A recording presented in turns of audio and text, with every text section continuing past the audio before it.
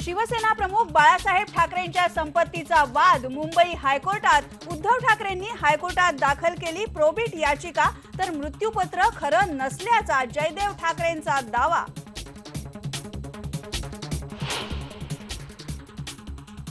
अरविंद केजरीवाल धरणं आंदोलन करण्यावर ठाम। सचिवालयातून नॉर्थ ब्लॉककडे निघाले। प्रतिबंधात्मक आदेशांचं करणार उल्लंघन, अटक होण्याची शक्यता।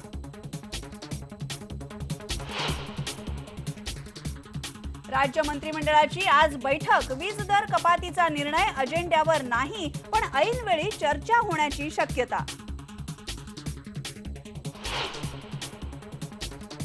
ठाण्याच्या वसई तालुक्यामध्ये 12 वर्षांच्या मुलीचा बलात्कार करून खून, आरोपीला झाली अटक।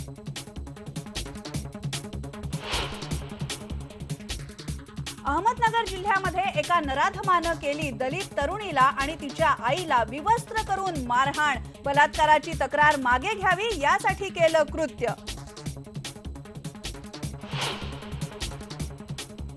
डॉक्टर दाभोलकरांच्या खुनाला 5 महिने पूर्ण, मात्र अजूनही न्याय मिळाला नसल्याची मुक्ता दाभोलकर यांची वेदना।